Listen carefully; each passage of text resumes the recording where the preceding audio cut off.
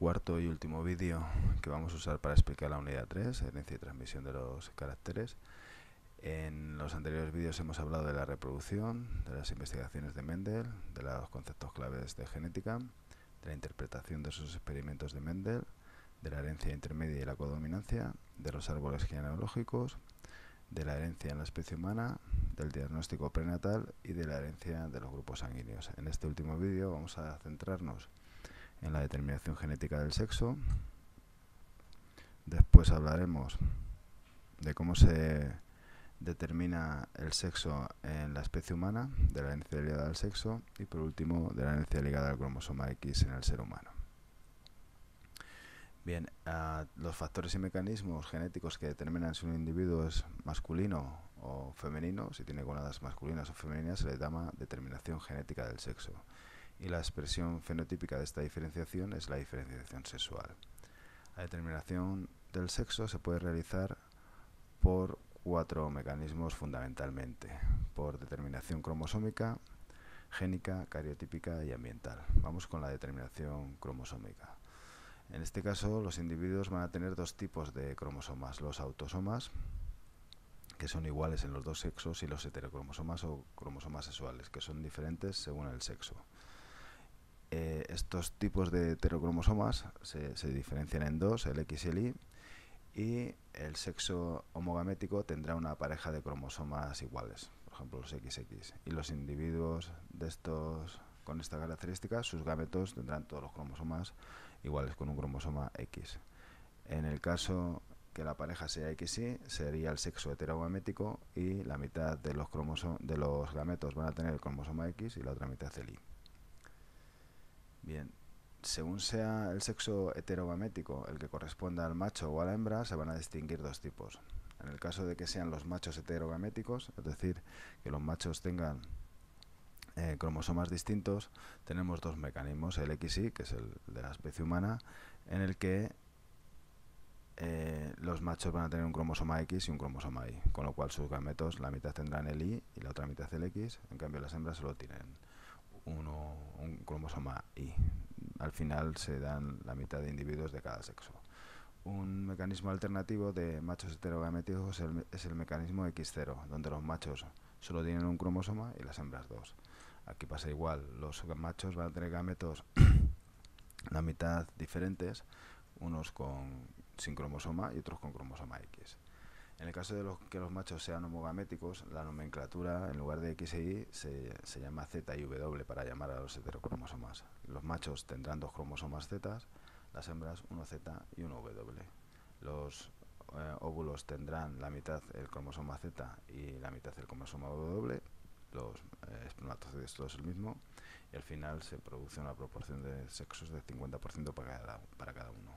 De igual forma, en algunas mariposas se da el mecanismo Z0, este es típico de aves, el ZW, donde los machos son homogaméticos, tienen solo un tipo de cromosomas, y las hembras solo tienen un cromosoma. Al final los óvulos tienen o el cromosoma Z o ninguno, esto está mal, tendría que poner ninguno, y la proporción de sexos es la misma. Si se produce determinación génica, lo que sucede es que el sexo se determina por una serie de genes que tienen varios alelos, una serie alélica. Estos genes van a tener la información para que se formen las gónadas masculinas o femeninas. Ese es el ejemplo del pepinillo del diablo, Ecpalium elaterium, donde los machos tienen el alelo dominante, es una serie alélica donde este domina sobre los otros dos. Los hermafroditas tienen el alelo que está con una dominancia intermedia, y las hembras, las plantas con características femeninas, tienen el alelo que es el más recesivo de los tres. En cuanto a la determinación cariotípica, esta ocurre en abejas y otros insectos sociales como hormigas y avispas. Aquí lo que sucede es que la reina puede poner dos tipos de huevos: unos que son óvulos fecundados, que son por lo tanto diploides, que dan lugar a hembras estériles o a reinas. Las hembras estériles son las obreras, y el que dé un tipo de individuo u otro depende de la alimentación. Y los otros huevos proceden de óvulos sin fecundar, que por lo tanto son haploides y dan lugar a machos por partenogénesis. Aquí lo tendríamos resumido en este esquema. Estos serían los dos tipos de huevos que pueden dar la hembra. La hembra produce sus gametos por meiosis. Si estos huevos no se fecundan, pues darían lugar a un macho, que serían haploides. Si se fecundan, darían lugar a una hembra, que sería diploide. Según la alimentación, podría dar lugar a una reina o a una obrera. Los machos, que son haploides, producen por mitosis sus gametos, sus espermatozoides, y estos son los que van a fecundar a los óvulos para dar lugar a las hembras, ¿vale? Hay que resaltar que aquí los gametos se producen por meiosis, en cambio los machos se producen por mitosis. Y por último tendríamos la determinación ambiental. En algunas especies como cocodrilos, caimanes, aligatores, el sexo se va a determinar por la temperatura. Si la temperatura está por encima de un determinado nivel, se desarrollan machos, y por debajo se desarrollarían hembras. En la especie humana, la determinación del sexo es cromosómica y depende de los heterocromosomas o cromosomas sexuales. El sexo homogamético es el femenino y el heterogamético el masculino. Entonces, cada óvulo, cuando se produce la meiosis, va a tener 22 autosomas y un cromosoma X. En el caso masculino, cada espermatozoide tendrá 22 autosomas y en unos casos un cromosoma X y en la mitad de casos, los otros casos, un cromosoma Y. Al formarse los gametos, en algunos casos se puede producir errores en el reparto de los cromosomas. Esto da lugar a alteraciones cromosómicas, que son de dos tipos, las monosomías y las trisomías.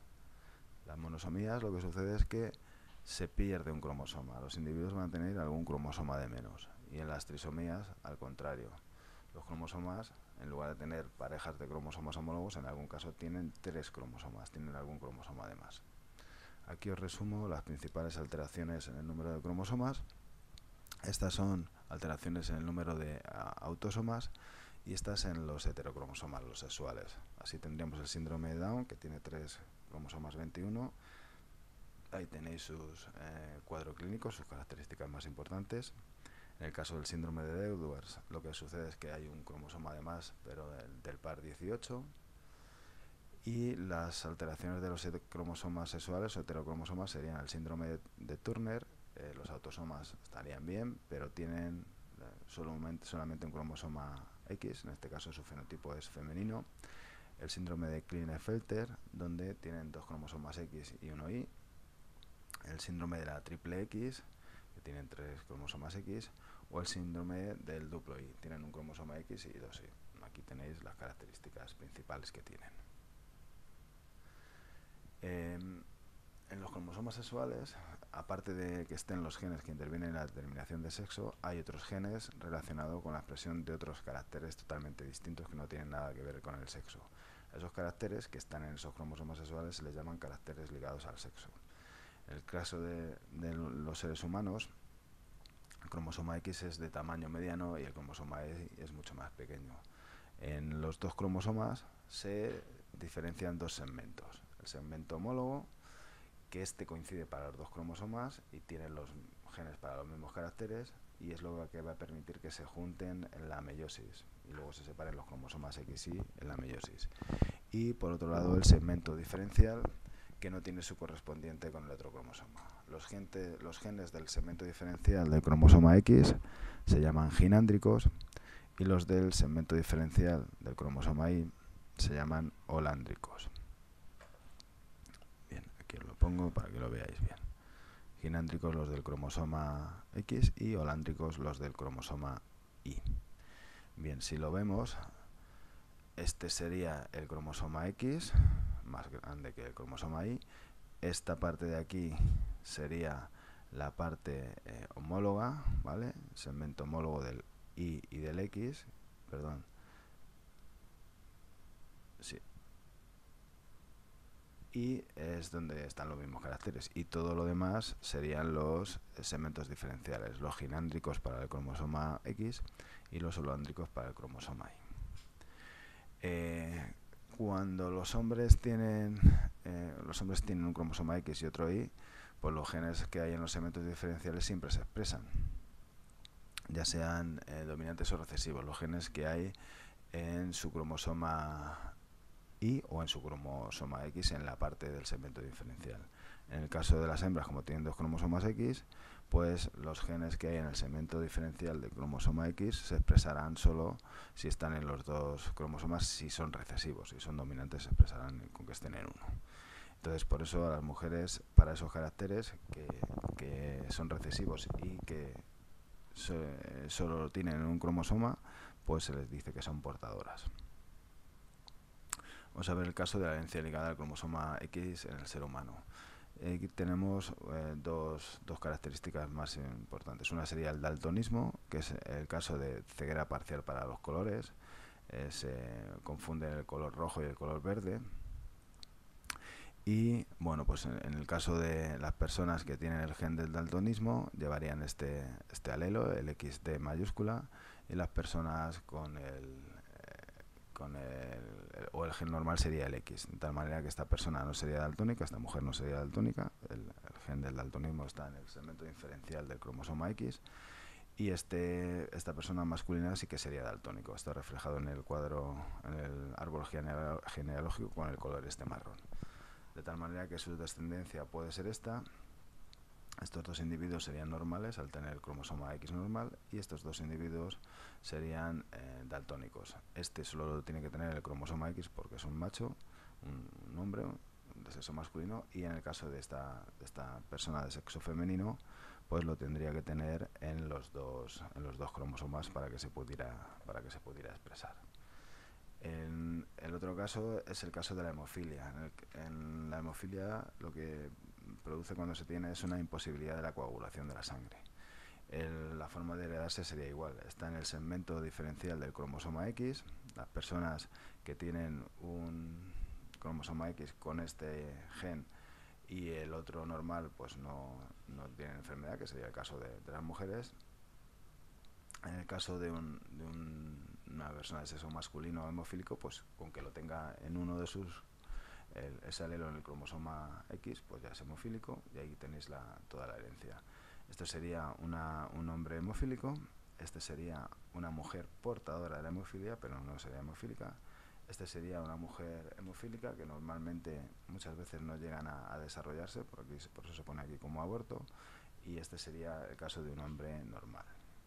Bien, ya para acabar el vídeo, recordar las diferentes formas de determinación del sexo: la cromosómica, la génica, la cariotípica y la ambiental. Saber determinar cómo se determina el sexo de forma cromosómica en humanos, saber los cromosomas XY en el caso masculino, XX en el femenino, y saber interpretar la herencia ligada al sexo.